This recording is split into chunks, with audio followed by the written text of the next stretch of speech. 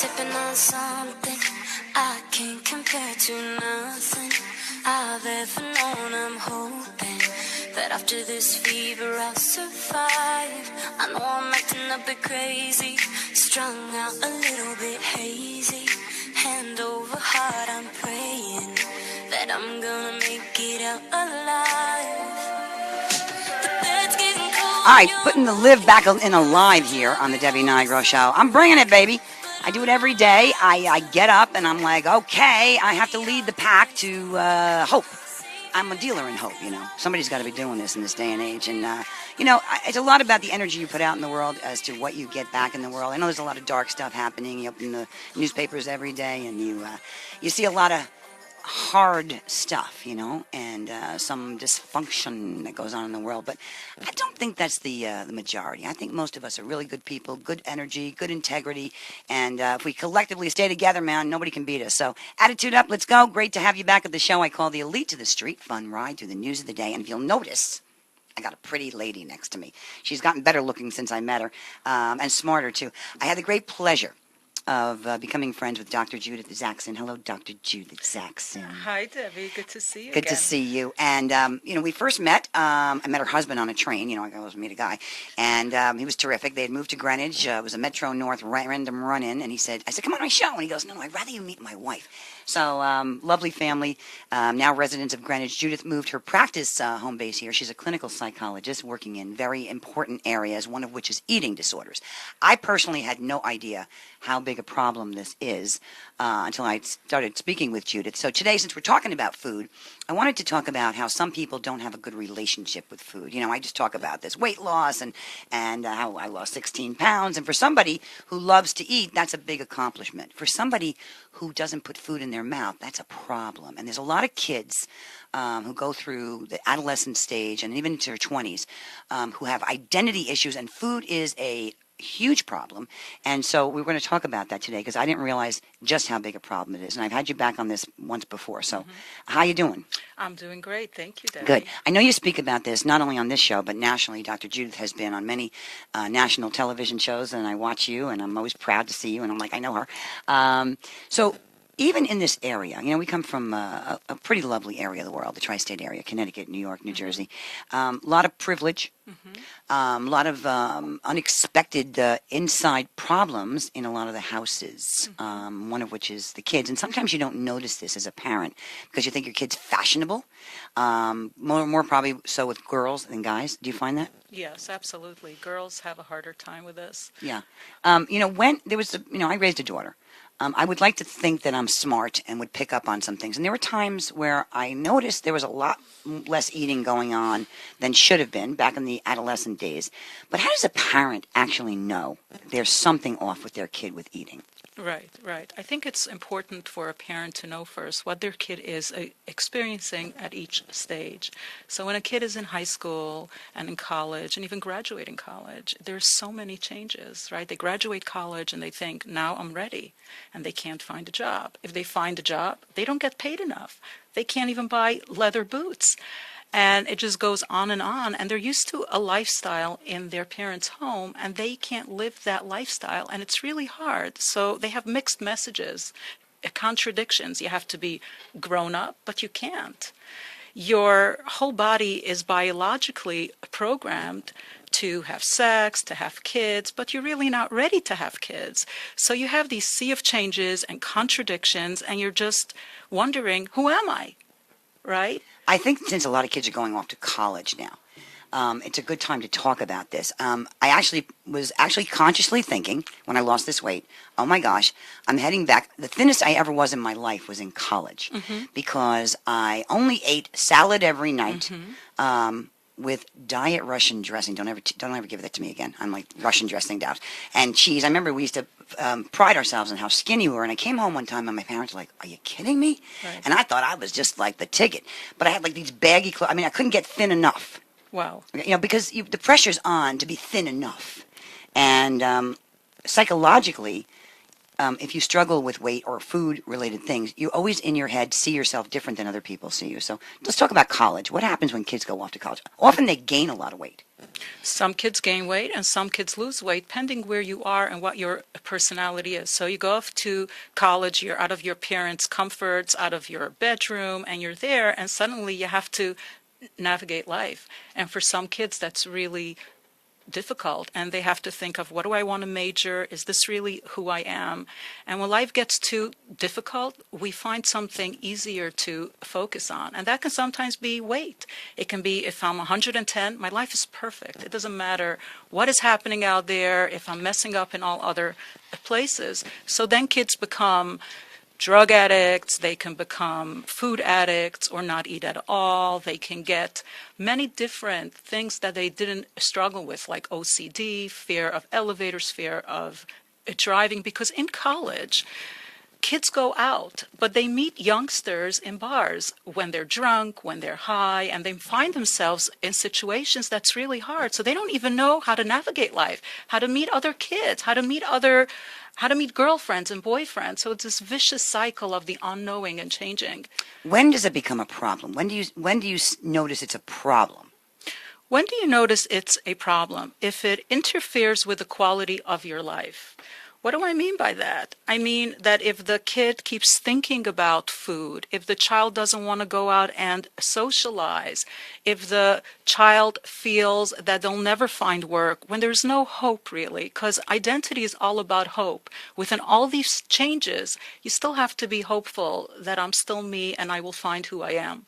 Does it typically, when people come to you and they need help, okay, for eating, is it the kid who figures it out, or is it the parent who figures it out? That's a very good question. I think it's not either or. It can be both when they're both ready, meaning that when a parent understands what the child is going through, they can talk to them. They can really understand all these changes and how they're living at home, but they really shouldn't be at home, how they're asking for help, but they shouldn't be asking, and they're feeling sad, depressed. And at that point, when the parent feels that they really can't help them, that they're stuck, at that point, the parent introduces to get help. I'm seeing two sides of the eating disorder. One where a kid gains a lot of weight and goes into depression, and one where somebody is too thin and becomes, introverted. Am I missing a category? You're actually not, because eating disorders goes in both sides. They're both disorders, whether you're obese, whether you're underweight. They're both, and you know what? College even encourages that. I have patients where they were taking a dance class and their teacher told them to lose 10 pounds, but they were ideal weight. So it's that environment as well. I got to make you laugh. I am going to admit that back in my early days, I used to take diet pills. They weren't exactly legal. And I couldn't take enough diet pills because I only wanted to eat was one little salad a day. And, I knew I wouldn't be able to do it without that. And they made your heart race, and, you think you can live forever with your heart going 100 miles an hour. Fast forward to now. I weighed in New York Health and Wellness, and I have, they print out your whole body mass, everything, right? And my original category, the word obese was there. Shocking discovery. I didn't ever consider myself obese. I just cracked under the level that said, okay, you're not, and whatever word they chose. What is that about? What is obese? Obese is a bad word, and there are a lot of people. Now, I'm a big girl, and you probably wouldn't think I would fit that word walking around 16 pounds ago. Would you say, Bobby, that you would call me obese? No, I don't think I would. And I wouldn't either. Okay. I didn't think I would either. But categories and labels are Right. another problem in this country for self-esteem. Absolutely. And I think weight and food and issues are always come back to self-esteem. I've seen a lot of people gain a ton of weight because they're depressed, and then they go so far out, they get so much more depressed, they can't even move. Do you see this? I do see this, but it's not about weight. When What we is it? eat, it's not about weight. It's about bigger issues. It's about this thing called life that's really messy and hard to figure out. Messy sucker. It Like is. sucker. And you wonder, who do I want to be? And it's really I'm still hard. trying to figure it out. Aren't you trying to figure it out? Well, I mean, do you ever figure out who you want to be? Do you ever really grow up? You, clinical psychologist, do you ever grow up in your head? You do, actually. When? It's a developmental phase. Oh my gosh, when am I getting there? You know what? For you, it's harder because for most people, it's hard. It's easier when you're third generation lawyers, when you're third generation country club people, when you're third generation, and then identity is not an issue. My parents were immigrants, so for me, I had to figure that out, and it was a very difficult journey. For you, your parents were different than you, so then is when it becomes much more difficult. You know, I just thought about that today. My father actually built roads, right? So I smell blacktop and it smells like apple pie. On the way here, I must have hit 12 construction zones. I want to pull over and hang with these people. I go, I got to go to work. I'm not this person. I'm not a blacktop girl, but I'm attracted to these other people. It's funny, you know, how you grow up and Right. what you're exposed to, where you think you belong, and all those things. I know you have your office in Greenwich, but you also have an office in New York City. Very private, I'm sure. Yes. So you don't people see people coming and going, like, you know, or is anybody intimidated about coming to see you? Absolutely not. Actually, I don't treat very sick people. I treat high-functioning adults who might have an eating issue, struggle with anxiety, and I feel that everybody benefits from 1 year of therapy just to know who you are and what you want to be. Is an eating disorder an anxiety disorder? It sure is. It's a form of anxiety because when we're struggling with big life issues, ambiguity brings anxiety. And then we find maladaptive ways of functioning. Nice word. Say that again. Maladaptive ways of What's functioning. how do you define maladaptive?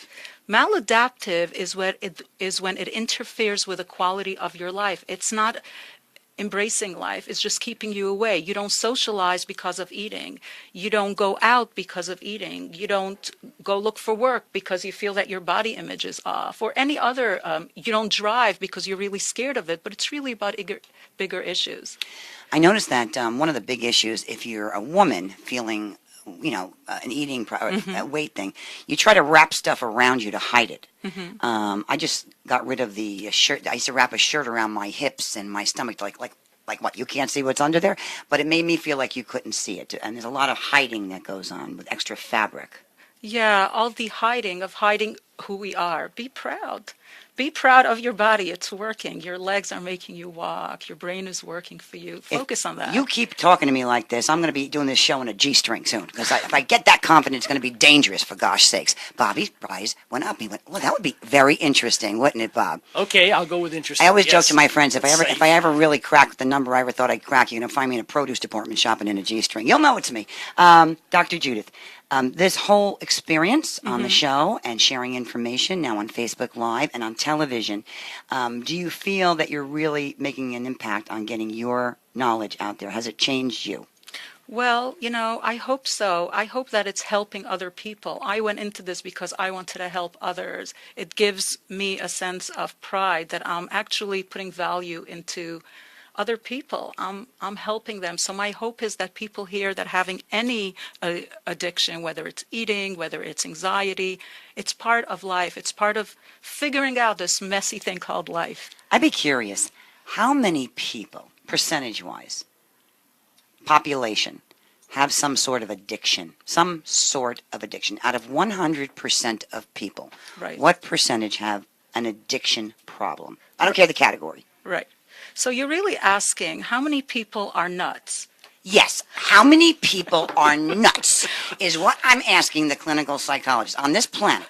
What percentage of people So just are think about that nuts? for a second. You're asking a clinical psychologist how many people are nuts? Yeah, answer the question. Well, we're all a bit nuts, but it's how nutty you are, then is when it becomes an issue. It's what percentage of nuts are you? There So you we're go. basically all nuts. And there's just a sort of a meter for it's the nutsy Exactly. meter. We got the nut meter. Exactly. Slightly nuts, mostly nuts. Exactly. Out of your freaking mind. All right, Dr. Judith Zaxon, thanks for being on the show today on Facebook Live and on the Debbie Nigro Show on AM 1490 WGCH.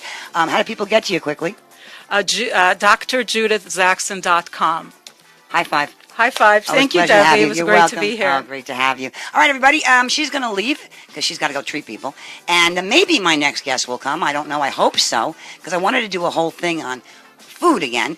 But this was a very Italian angle. When did Barada knock out mozzarella? I don't know. It's a phenomenon. Come on back.